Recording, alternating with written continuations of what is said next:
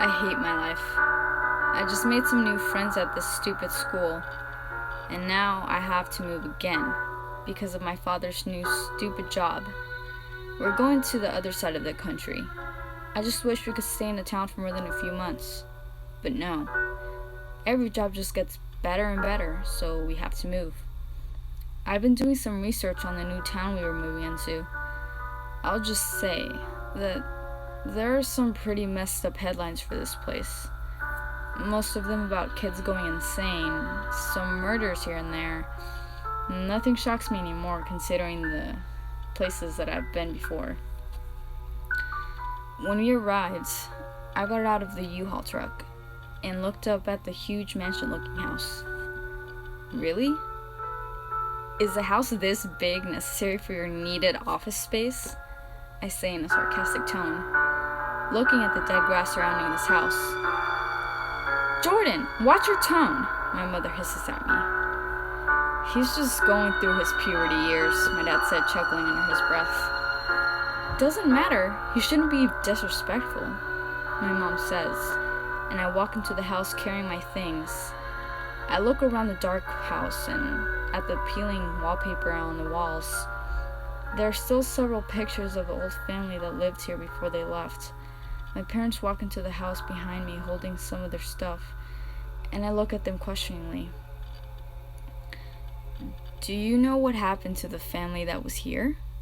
Back in 1950-something? I ask. We do, but can we discuss it at dinner? We should get most of our stuff away anyway first, my father says, and I agree. I walk upstairs, pick a smallish square room, and set my boxes down. I look around the empty room and put my hands in my hoodie pockets. Along the wall, there are 3 windows. 2 are square and 1 is an oval.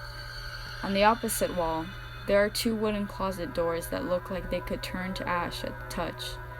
There's a small bed along the wall next to the closet doors, and a huge wall space. I open the box with my poster of bands and look up. A boy who looks to be about 17 or 18 was standing in front of me. He had dark hair, blue eyes, and an ugly stained shirt with a black jacket. He wore ripped jeans and brown muddy boots.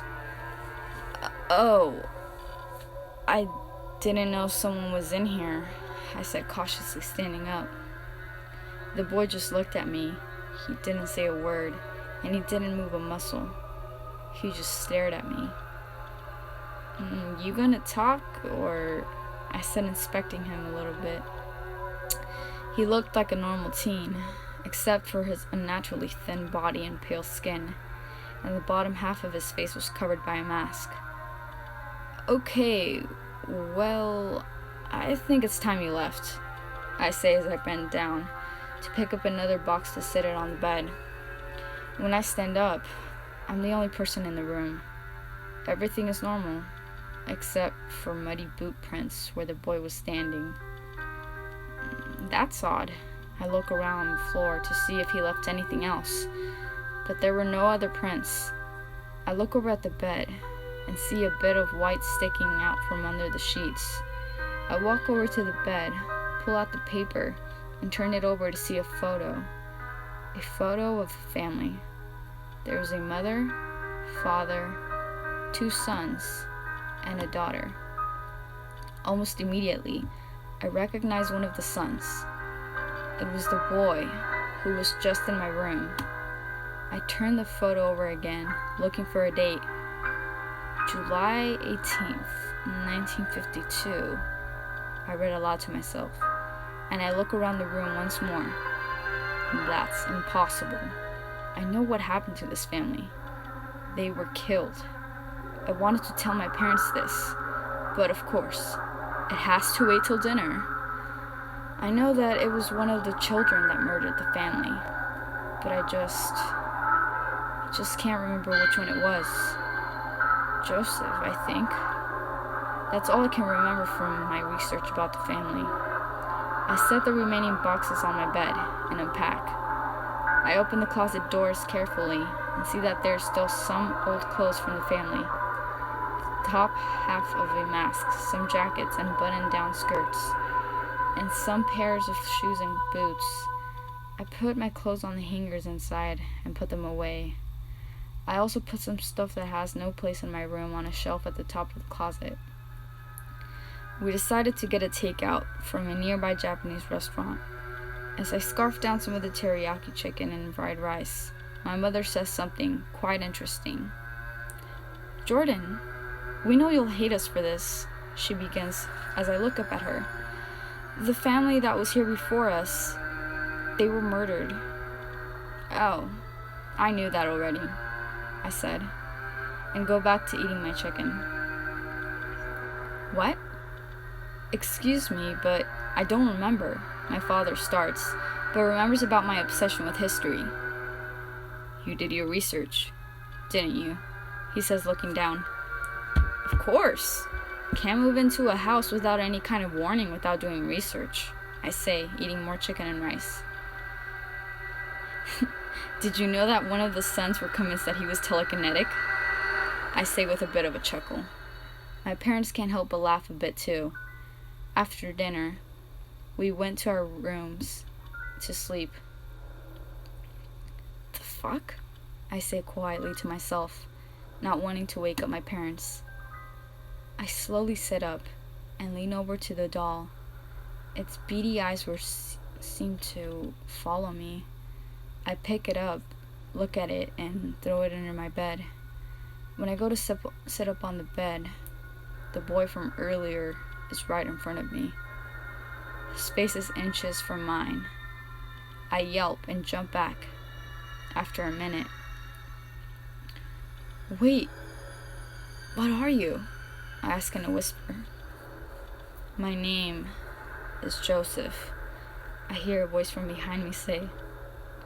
It was raspy and low in tone, and was creepy in general. "You're the..." "Yes, I am," he says without moving his mouth. I start to tremble. He should be dead. This shouldn't be happening. "Oh, I'm dead all right. And don't worry, you can join us," he says. He takes off the mask to reveal a terrifying smile. It stretches from ear to ear, and it's held shut with stitches. He opens his mouth to show his full smile and breaks the stitches in the process. Black, chunky blood starts oozing out of the cuts in his cheeks, and he holds up his hand. "You'll just need some modifications," he says, smiling evilly. I start to back up, but hit the headboard of the bed. He spreads his fingers, and my mouth opens. He slowly clenches his fist, and my cheeks start to burn. I start to scream as the corner of my lips get torn in half. Surely enough, my dad bursts through the door. "Who the hell are you?" my father screams. He grabs his shotgun and fires. The bullet passed straight through the creature on top of me, and the black blood drips on me. The creature clenches his fist harder, and my cheeks get even more torn. My father runs up and hits this thing in the head with the butt of the gun. He falls back and grunts in pain. "Jordan, get out of here. Go to your mother," Daddy yells. As I get up and run to my parents' bedroom, I grab my mother's arm and hide in the closet with her. We hide behind layers of clothes. I can see my mother and a sliver of the door through the bedroom. We are completely silent. A warm blood drips down my cheek and onto my shirt. The black blood from that thing is still on me. We heard 3 shots of the gun, then a loud thud. After a few seconds, that demon walks into the room, holding my father's arm. He drops my dead dad on the ground and wipes his bloody hands on his jeans. I look at my mother, who is crying into her shirt, and hold one finger to my lips. She nods and covers her mouth. Joseph, as he calls himself, smiles again. He walks over to the closet and opens the doors. My mother and me hold our breath. You humans are so idiotic. He holds his hands up, snaps his finger, and my mother gets dragged out of the closet. He holds his hand up, and my mother practically levitated into the middle of the room. He makes some sort of twisting motion with his hands, and my mother's legs snap backwards. She gives out a blood-curdling scream, and I cover my ears and cry. This is just a dream. This can't be real. This is impossible. My mother drops to the floor, and with one foot, Joseph steps on her throat. My mother's screams go silent as I watch the life escape from her eyes. 2 down, 1 to go, Joseph says in his low, demonic voice. He gives out a loud cackle. He takes out a needle and thread and starts to sew his mouth up again. I pull out my phone and silently call 911. Hello, this is 911. What's your emergency? Dispatcher asks. Help me, there's someone in my house, I say in a whisper. I look at Joseph as he finishes stitching his mouth. Alright, we are tracking your address now, and the police should be there in about 5 minutes. My phone's battery depletes. Damn it, I whisper yell to myself. I'm a goner. I think he sees me. His blue eyes are staring at me through my closet door. I can see his stitches that line his psychotic smile, and they make me sick. I can see the dark energy flowing from his hands as he looks at me. I don't know how I'll survive anymore. The police should be here in 5 minutes, but I know he'll have me dead before then. I hold back tears as I see my mother sprawled across the floor, her broken legs out of view. He holds up his hand, and she goes flying away out of sight. Mom! I scream, covered my mouth right after. He looks at the closet and walks towards me. I know you're in here, you little brat, he says as he rips the closet doors apart. I scream for someone, anyone, to come and help, but everyone is dead. He grabs my arm and throws me out of the closet. My head crashes against the window and cracks the thick glass. He walks over to me, his brown, stained boots making prints on the hard floor. He raises his hand, clenches it into a fist, and the last thing I hear is my neck snapping, and everything went black.